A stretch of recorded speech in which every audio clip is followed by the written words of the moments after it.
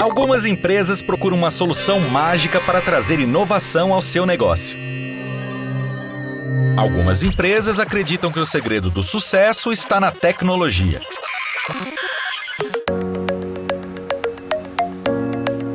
Mas as empresas mais competitivas e modernas sabem que o melhor investimento são os jovens talentos. Aprendizes e estagiários trazem a liberdade, a criatividade e a garra de quem está começando a construir uma carreira e quer provar todo o seu potencial. O CIEE possui toda a experiência para auxiliar qualquer empresa a criar um programa de estágio e aprendizagem. Qualquer empresa mesmo. Entre em contato agora com o CIEE e dê um upgrade no seu negócio. CIEE, transformando vidas, construindo o futuro.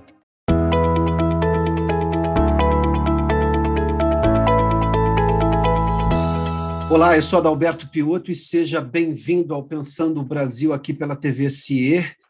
Minha convidada hoje a Pensar o Brasil é a juíza e professora de Direito Penal, ex-deputada federal, Denise Frossard. Doutora, seja bem-vinda ao Pensando o Brasil, um prazer recebê-la aqui.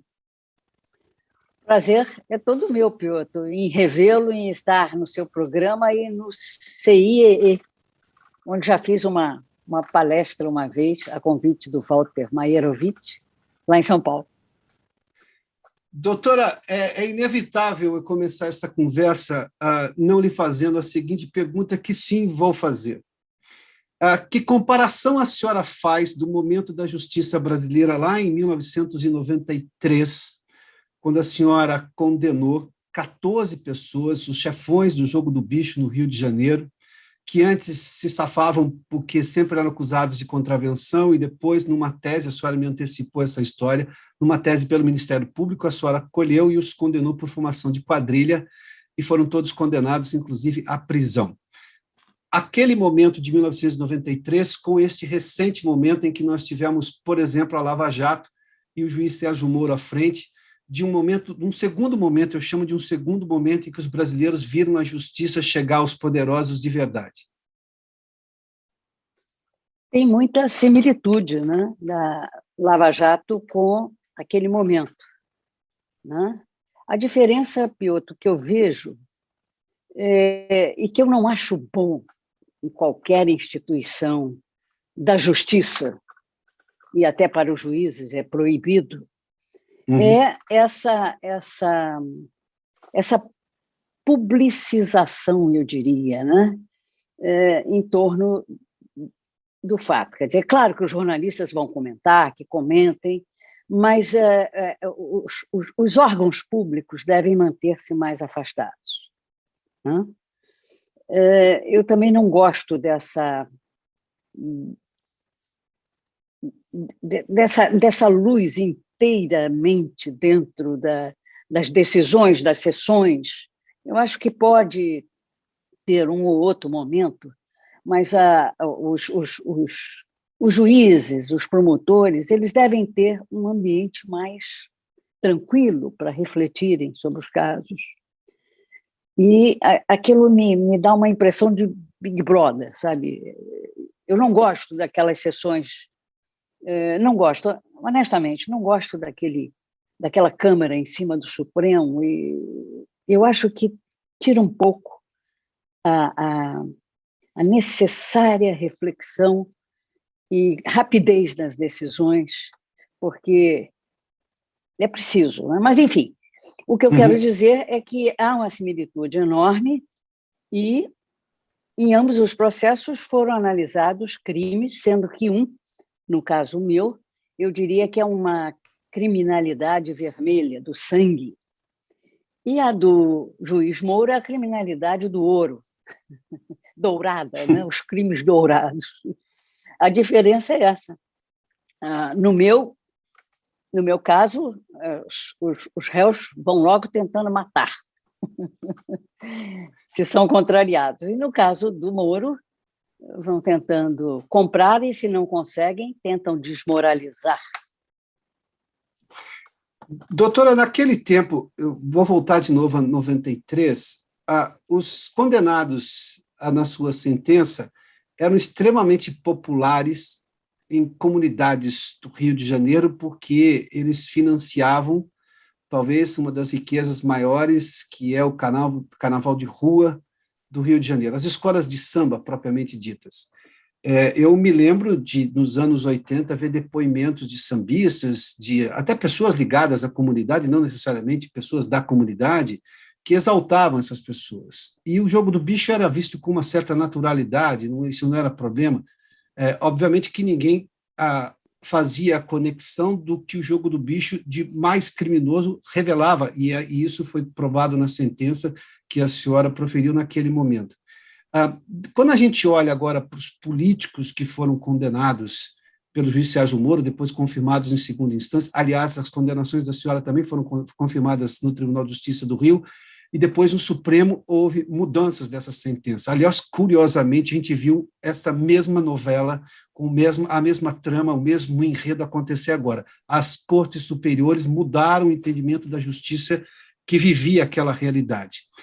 Mas esses políticos também eram muito, muito populares, muito próximos da população, ou viveram tempos de popularidade. Isso é um dificultador na hora do juiz proferir uma sentença, porque agora eu vou pegar essa menção que a senhora fez a essa questão das luzes, por exemplo, da TV, justiça em cada julgamento do Supremo Tribunal Federal. Isso dificulta a ação do juiz, ele começa a ficar mais suscetível a um apelo público, venha de que lado do público vier?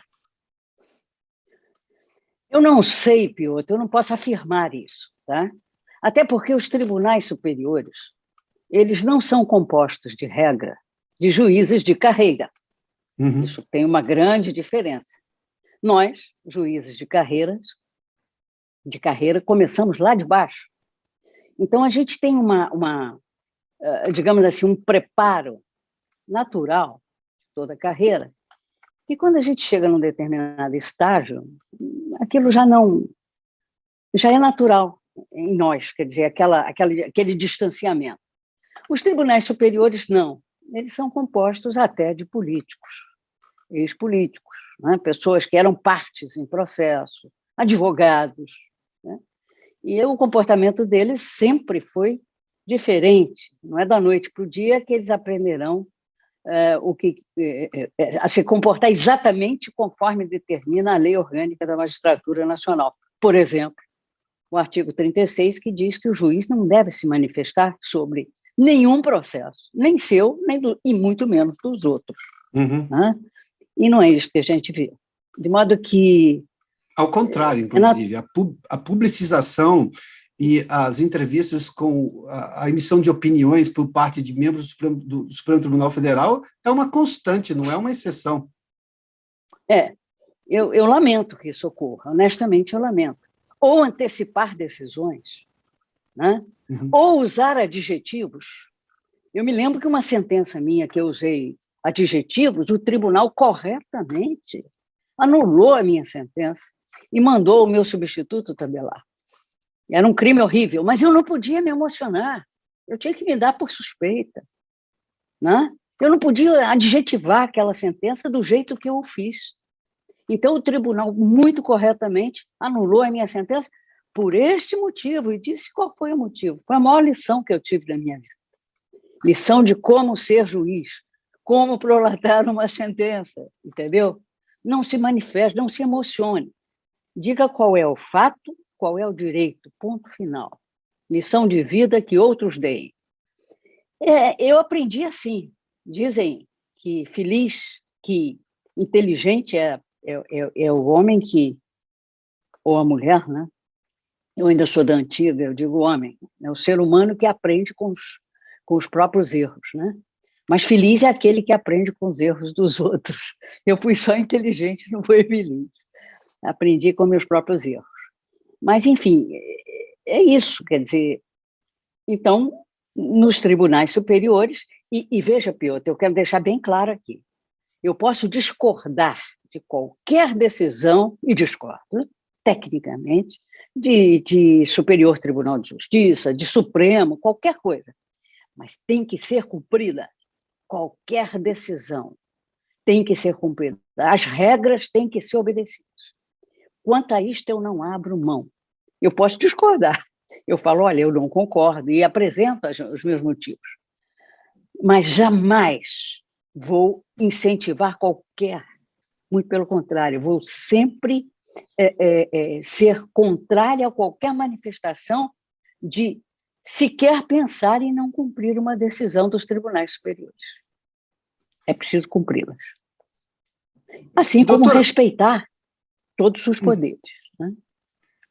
Doutora, mas eu não, de alguma maneira, como a justiça se porta, e eu estou falando neste caso, especialmente das cortes superiores, de um distanciamento da realidade do país, de como as pessoas vivem, e, obviamente, de todos esses abusos ou extremos que a senhora, inclusive, mencionou, e eu fiz menção e fiz questão de repetir aqui, de juiz manifestar opinião, antecipar sentença por entrevistas, dar a ideia de como está andando o processo, enfim, por tudo isso que afronta a lógica que ele conhece ali no fórum da cidade dele, tenha sido ele parte ou não de um processo, mas, enfim, que de alguma forma ele foi educado desta maneira, quando ele vê o abuso, ele vê o extremo, ele vê alguma coisa fora da lógica, em algum momento eu não estou suscitando também muita gente a achar que não deve, eu não estou falando da parte em si, mas das pessoas apoiarem o fato de que este juiz não merece ter a sua sentença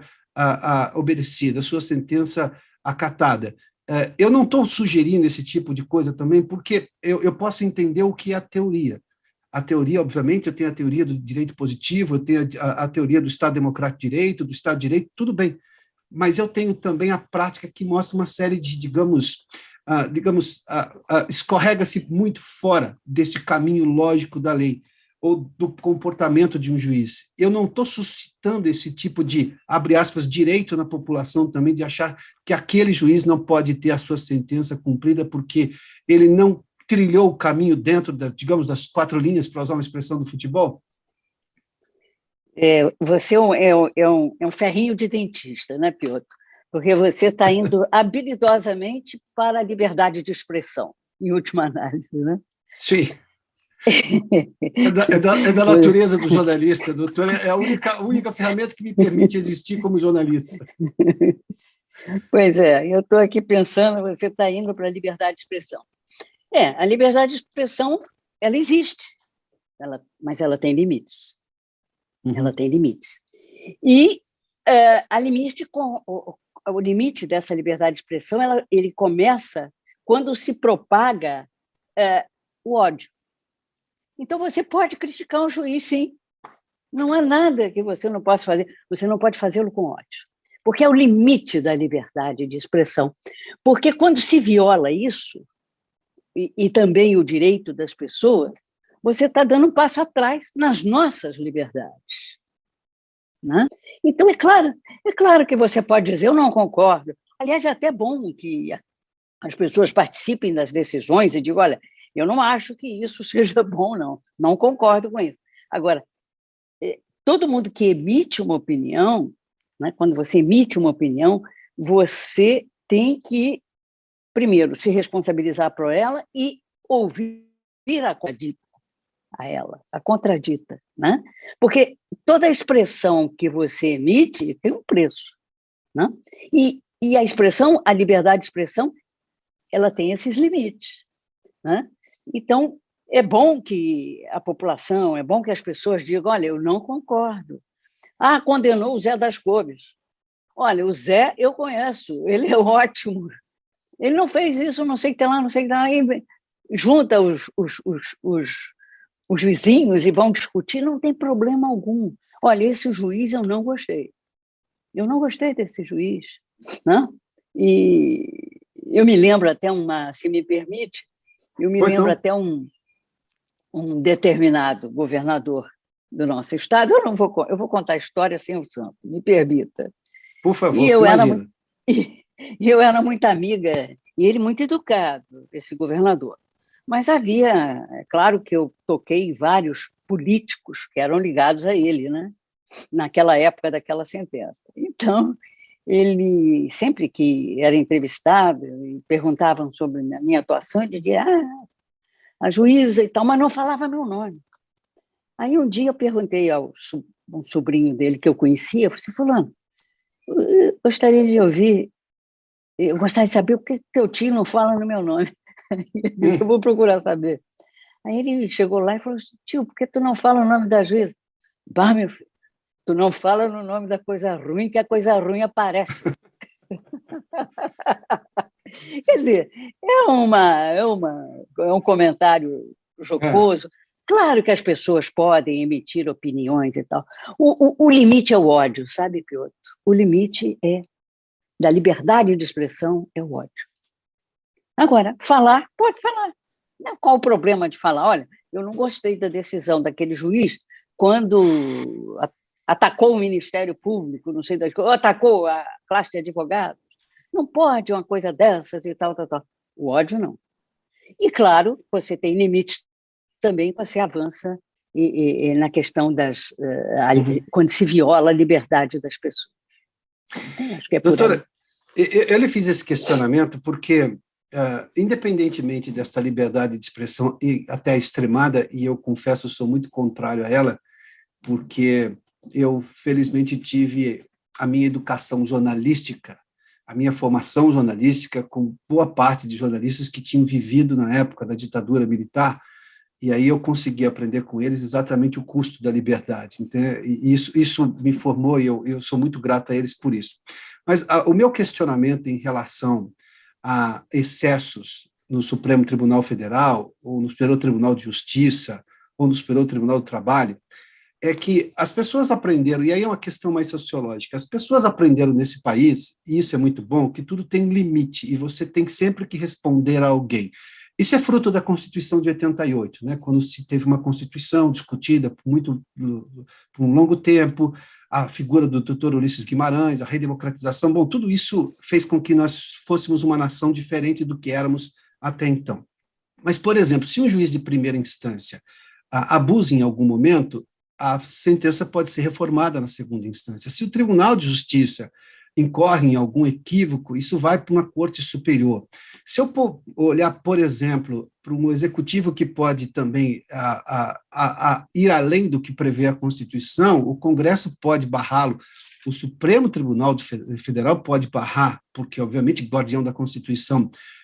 O Executivo pode dizer ao Congresso, quando propõe gastos sem propor uma alternativa de receita, falar, não dá para gastar, a lei não me impede, ou seja, todo mundo em algum momento parece ter, e isso é muito bom, algum limitador. O que passou-se a ideia recentemente, e aí vem os abusos, ou a ideia de que está se cometendo um ou outro abuso, ou estão se cometendo vários abusos, é que o Supremo Tribunal Federal não tinha ninguém acima deles, embora as pessoas vissem algumas decisões, como, por exemplo, eivadas de lógica política, ideológica, enfim, o que aí vem a liberdade de expressão, de imaginar que foi essa ou não a motivação para aquela sentença.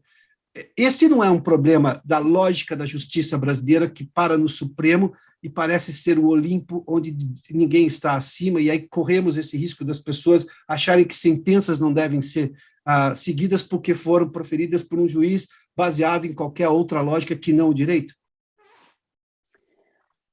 Piotr, você toca num assunto que tem sido, de alguma forma, um problema aventado também daquele país de onde nós copiamos o exemplo, que é Estados Unidos, né? O problema do Brasil, penso eu, é que o Supremo deveria ser uma corte apenas constitucional. Uhum. Deveria cuidar apenas das questões constitucionais, e não de questões criminais, de questões briga de marido e mulher, até isso vai para lá, né? Quer dizer, deveria ser uma corte exclusivamente constitucional. Do direito das pessoas, do direito criminal, cuidariam os juízes de carreira, apenas, entendeu? Então, isso leva a uma posição, por exemplo, ao que está acima do Supremo. O que está acima do Supremo é que qualquer órgão, quer dizer, qualquer ministro do Supremo, pode sofrer um impeachment. Isso é uma questão política. Se ele se desviar muito, ele tem o controle, sim. Eu não tem o controle da decisão judicial. Veja bem, mas se uma corte ela começa isso não, eu não encontro exemplo na história, veja bem, mas se a corte, de um modo geral, por sua maioria, e tal, começa a se desviar do direito, porque o direito tem que ser cumprido, as leis têm que ser cumpridas, as regras têm que ser obedecidas, até que elas sejam alteradas. Mas você não pode dizer, essa eu cumpro, aquela eu não cumpro. Eu posso não gostar delas, mas vamos alterá-las, porque senão nós vamos numa barbárie, numa situação de barbárie. Mas qualquer órgão do Supremo, quer dizer, qualquer ministro, pode sofrer um impeachment. Tem os checks and balances. A nossa Constituição é muito bem feita. Agora, resta saber se aqueles que são os órgãos incumbidos de aplicá-la, quer dizer, os três poderes, estão preparados para isso. Parece-me que não, já que você tocou no assunto. Sim. Eu costumo até dizer que eu acho que Saturno está passando pelos nossos céus, perto do planeta Terra, e o grande maléfico, né, que é Saturno, né? O pequeno maléfico é Marte. O pequeno maléfico é Marte. Você pode ver ali atrás que eu vejo as estrelas, né? Eu Bom, sei disso.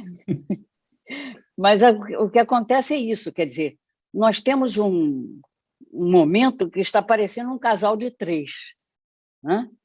Os poderes estão num confronto aí É uma fase. Nós somos muito novos na democracia, né? Nós não tivemos, quer dizer, na realidade, nós temos democracia desde 88, que começamos a andar. Então, nós precisamos de mais tempo para poder equacionar isso e entender, por exemplo, o que é a liberdade de expressão, que não é qualquer coisa que você pode falar, que para viver em sociedade você tem limites, que os três poderes têm freios e contrapesos, inclusive o Supremo. Agora, você não pode avançar na decisão judicial, mas você pode avançar, sim, no caso de um juiz, um ministro do Supremo, por exemplo, e ele pode sofrer um processo de impeachment, né? Ontem, por exemplo, eu vi uma coisa que me deixou assim satisfeita com o Brasil, com o legislativo brasileiro, curiosamente. É? Que foi eu conheço a casa, eu estive lá, né? E aprendi muito, devo dizer. Então, o que acontece é o seguinte: ontem, naquele caso daquela proposta de emenda constitucional do Ministério Público, a Casa Legislativa rejeitou sabiamente, porque, primeiro, não foi discutido. Eu não estou entrando no mérito, não foi discutido. Se você quer colocar mais checks and balances no Ministério Público, vamos discutir como deve ser feito isso. Não é enfiando goela abaixo o esmagamento de um órgão que a Constituição de 88 quis que ele fosse mais forte.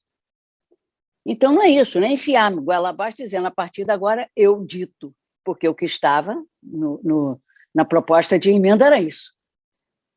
Precisa o Ministério Público ser auditado? Claro que precisa. Ele tem o controle interno, você pode ir alterando, melhorando, mas sem tirar dele aquela capacidade que ele tem de ir na defesa da sociedade, né? E mais, aqueles que se desviam devem ser arrancadas as pecas dele. Ora, por que não se pune? Tem que punir. O juiz que se afasta, arranca-lhe a toga. O problema é esse. Leis nós temos, instâncias de controle nós temos. Vamos usá-las, né? Então, ontem, aquela PEC ser rejeitada, eu vi que funciona. Olha a casa funcionando na sua integralidade. Quer dizer, chamado a Câmara dos Deputados, os representantes do povo, que nós colocamos lá, eles responderam. E responderam muito bem. Doutora, a senhora acha que teremos, dentro dessa lógica de fazer o que já temos previsto como órgãos de controle, ou para usar a expressão que a senhora usou de checks and balances, a gente vai ter uma transformação importante para o lado, obviamente, da cidadania do Ministério Público? Por que eu lhe faço essa questão? Óbvio que estávamos caminhando para uma tragédia, porque aquilo era uma tutela política sobre o Ministério Público. Foi rejeitado e isso foi uma resposta dentro da lógica democrática, a uma proposta que ofendia a Constituição de 88. Tudo aí nós tivemos um lado muito positivo. Terminou bem esta história. Mas eu tenho também, não raro, e eu posso dizer que na minha carreira jornalística, eu já vi extremos de promotores de justiça de não participarem. Eu me lembro que eu ia cobrir uma série de obras inacabadas, né? E eu perguntava para o promotor, eu falei, escuta, não é mais fácil você participar da lógica do projeto executivo e dizer para o projeto executivo lá do governo? Óbvio que eles podem cometer outros exageros e aí você atua como promotor, mas não é melhor dizer assim, olha, a lei, porque a lei precisa de interpretação, nós sabemos que não é tão simples assim, mas é o Ministério Público que em algum momento vai interpretá-la para acusar alguém de estar cometendo ou não um crime, que seja ambiental, por exemplo, em relação a uma estrada. Não é melhor impor esses limites, a sua visão no projeto executivo, antes de fazer essa obra andar 2, 3 anos e você colocar um impedimento legal aí, porque obviamente o juiz vai conceder no mínimo uma liminar? Eu ouvi isso, não foi uma vez só, dizendo assim, mas aí não faz sentido eu existir. Eu falei, mas por quê? O senhor acha que o senhor só existe se o senhor para uma obra? O senhor não existe se o senhor dizer como uma obra tem que acontecer? Bom, eu convivi com isso, estou dizendo uma experiência jornalística, é claro que eu não vou nomear todos aqui, mas, enfim, o fato de o Ministério Público ter passado por esta prova, que foi uma tentativa de tutela política, vai fazer com que, internamente, o próprio Ministério Público se expurgue, ou seja, olha, acho que podemos melhorar, porque, embora tenhamos reconhecimento constitucional, embora muita gente lutou ao nosso lado para preservar a nossa autonomia, acho que a gente também precisa saber onde estamos ofendendo, não estes políticos que iriam tutelar o Ministério Público, mas a própria população, que perde tempo com uma obra que fica parada, sendo que o Ministério Público poderia ter atuado antes. Enfim, teremos uma autotransformação, ou seja, isso vai provocar essa melhora interna corpórea do Ministério Público? Bom, em primeiro lugar, é o que eu espero.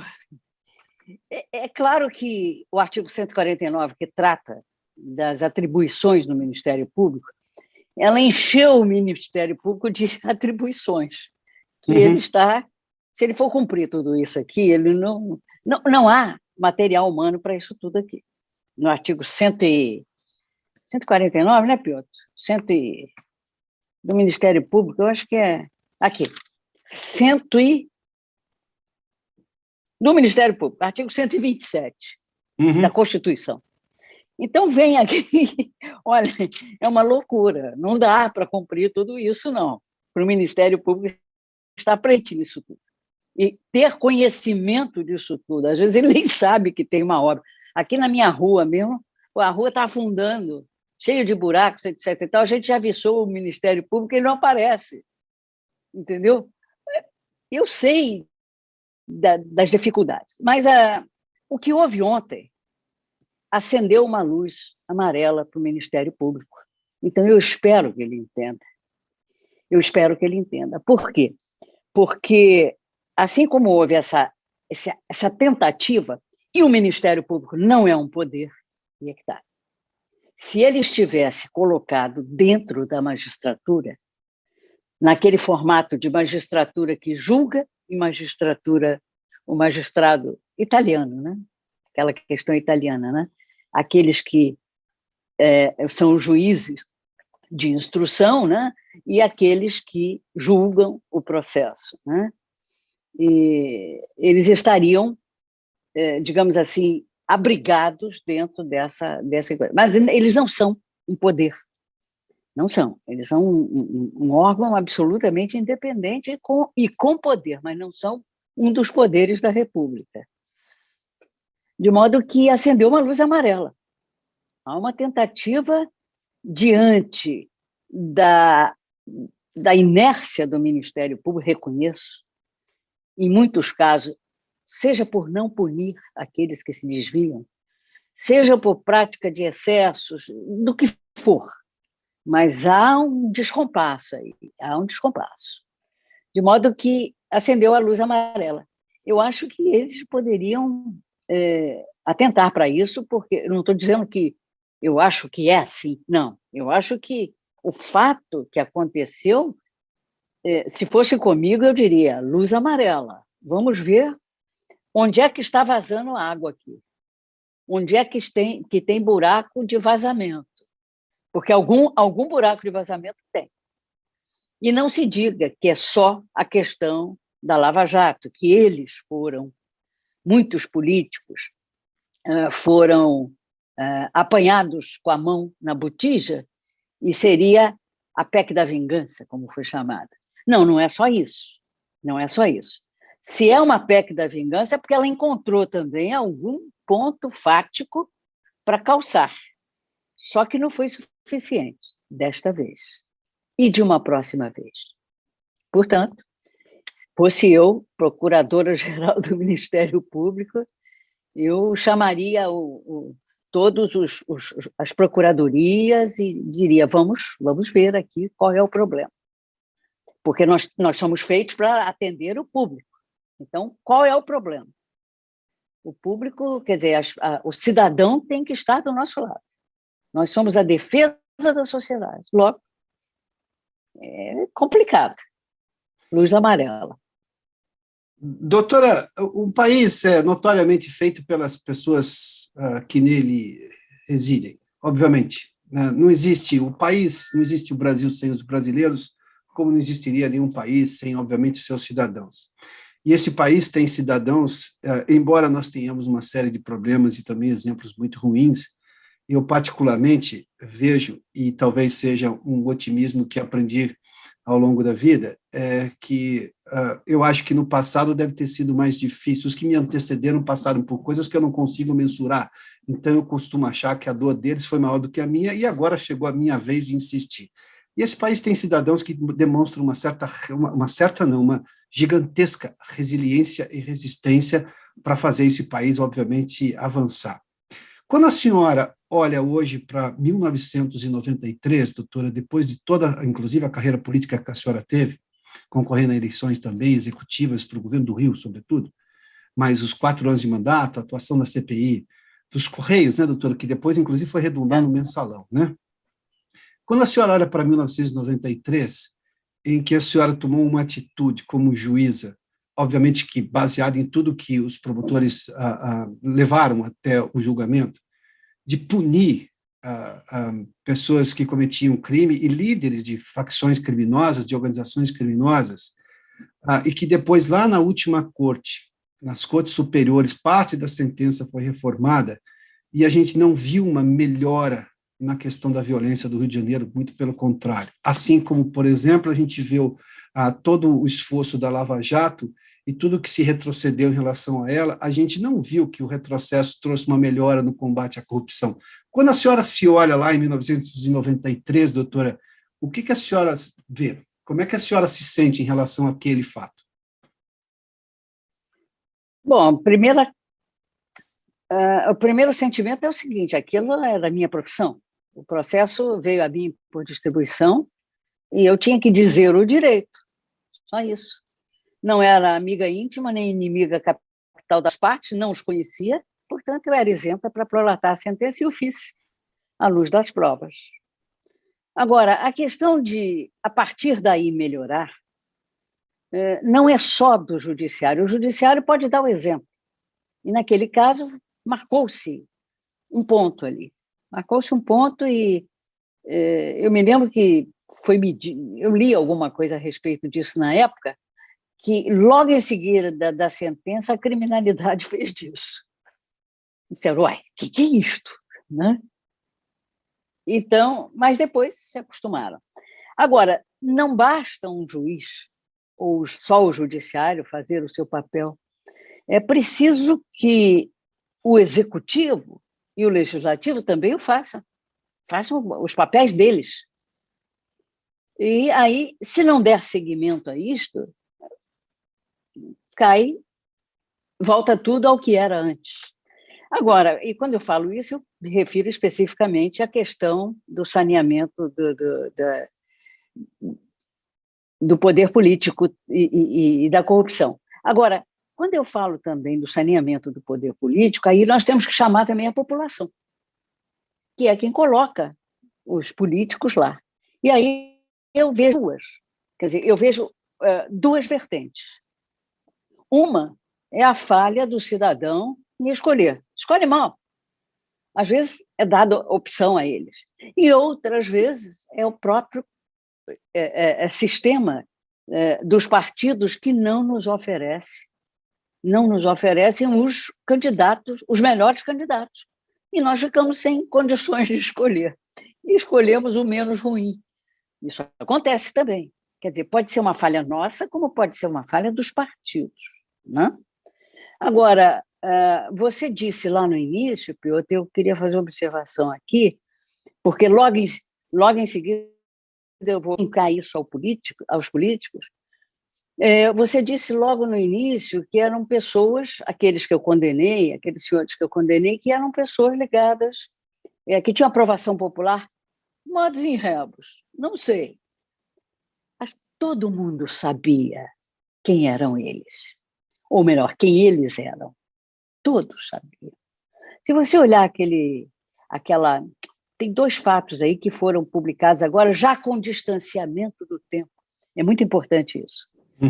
28 anos passados, a CNN fez umas 4 entrevistas, e eu participei de algumas, em que elas mostram as próprias pessoas ligadas a eles, que diziam assim, não, isso aí eu não quero falar. Quer dizer, todo mundo sabia quem eles eram. Se você olhar o documentário da Globoplay, que foi muito bem feito, Sim. Doutor Castor, você vai ver ali também que todo mundo sabia. Os próprios integrantes lá do futebol e tal sabiam. Não, eu sei quem ele era, mas eu não me metia nisso. Sim. Então, quando veio a sentença, não causou surpresa. Causou surpresa o fato de eu ter prolatado a sentença e, com isso, uma sentença de morte. Porque todos sabiam que eles eram assim. Que os homicídios não foram provados porque não se comprovava as autorias. E é assim, ou você comprova, ou a justiça prova, ou não pode ser processado. Eu estou de acordo com isso. Mas era do conhecimento de todos quem eles eram. E não eram só bicheiros. Não. Era do conhecimento de todos. Toda a gente sabia disso. Assim também os políticos. Outro dia eu fui confrontada, eu não gosto de falar nisso não, porque outro dia eu fui confrontada, eu concorria ao governo do Estado em 2006, e o meu adversário teve eu fui ao segundo turno, eu levei até um susto, confesso, porque eu não tinha, né, nada, fui porque me levaram ao segundo turno, porque eu não tinha nenhum. Naquela época você tinha que ter financiamento, eu não tinha, né? E o meu adversário ganhou por uma margem grande de votos. E aí me disseram assim, há pouco tempo, disseram assim, doutora, a senhora foi roubada naquilo, porque a senhora tinha mais votos. Eu digo, não, assuma, vocês votaram. Ninguém me roubou nenhum voto, não. Os votos que eu tive foram aqueles, e os votos que ele teve foram aqueles. Agora, se ele está condenado a 100 e poucos anos, sei lá, ou 200 anos de cadeia, isso é problema de vocês que votaram nele, porque cada voto que ele teve foi honesto. Eu não sei o financiamento da campanha dele, mas que o povo do estado do Rio de Janeiro votou nele, votou. Agora, detalhe, na minha cidade do Rio de Janeiro, eu ganhei no primeiro e no segundo turno. No estado, não. Mas na minha cidade do Rio de Janeiro, eu ganhei primeiro e segundo turno. Isso já foi para mim a vitória. Mas ele ganhou, os votos dele foram absolutamente limpos. Ele ganhou porque ele foi votado, acabou, pronto. Não tem terceiro turno. Agora, as pessoas, depois dos fatos acontecidos, com ele, no caso, com esse meu adversário, as pessoas tentam sair por alguma tangente. Sim. Né? Não, ele roubou. Não roubou, não. Assuma. Vocês votaram nele. Acabou. Sabendo quem ele era. Ponto final. Doutor, uma última pergunta baseada justamente nesta chamamento à responsabilidade de cada um que a senhora fez agora, o que é por demais importante.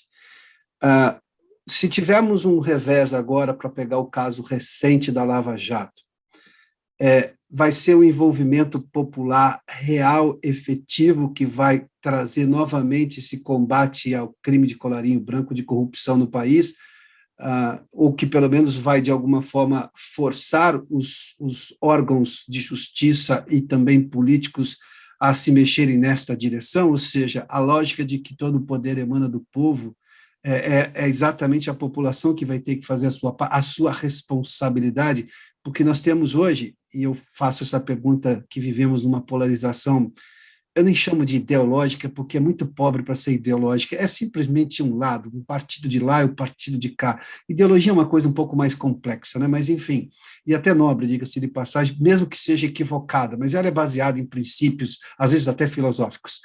Mas nós temos uma polarização hoje, e aí você tem o que se chama o fenômeno de o seu corrupto de estimação, que é um horror dentro da lógica de quem quer construir uma nação.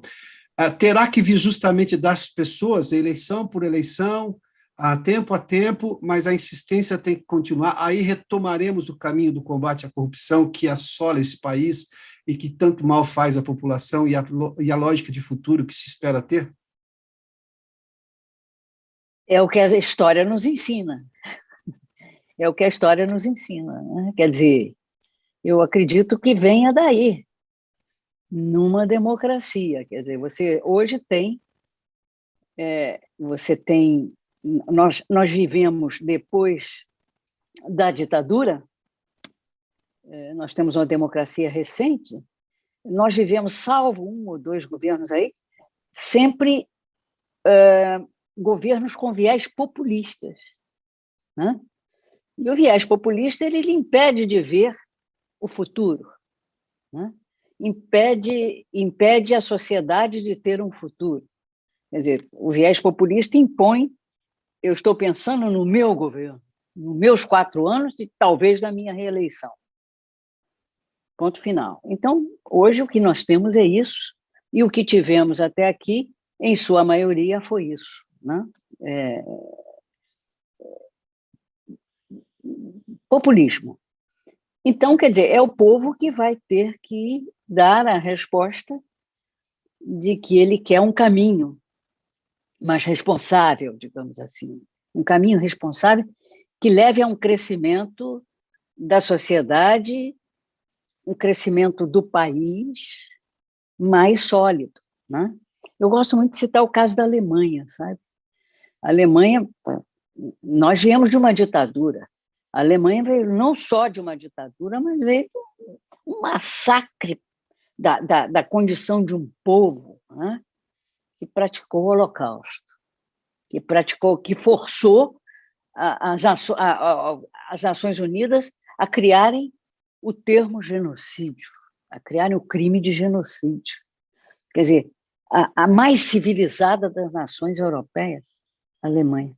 E veja você como é que ela foi trabalhando, o povo foi trabalhando, reconstruiu todo o país, até chegar a uma chanceler como a Merkel, que diz: o meu país causou muitos problemas, causou muita dor na Alemanha.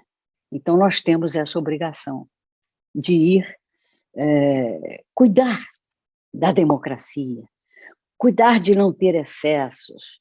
Enfim, aprendeu com os próprios erros, mas aprendeu. Portanto, eu até nem gosto de falar que são os alemães cara o genocídio. Não, os nazistas. Porque os alemães são aqueles que reconstruíram o país, né? São os nazistas é que não. Mas então eu acho que é por aí que, Piotr, eu não vejo outro caminho. Até porque a história nos ensina. O povo brasileiro vai ter, e eu acho que ele está caminhando muito bem nisto, o povo brasileiro vai ter que ir para a responsabilidade, buscar a sua responsabilidade e exercê-la. Você imagina que eu já vivi no interior de Minas Gerais, eu já vi o que era o voto de cabresto. Sim. O político ia lá no cerca. Quer dizer, quantas coisas nós... Qual distância que nós já percorremos? Isso é que me Sim. deixa animada. Entendeu? Então, nós estamos caminhando, é porque nós somos jovens nesse papel. Então, nós andamos meio como o patinho feio, né? Quer dizer, a liberdade de expressão, eu posso falar o que eu quero porque eu tenho liberdade. Modos em réus, não é bem assim, não. Liberdade de expressão tem limite. E você começa a ensinar as pessoas, né?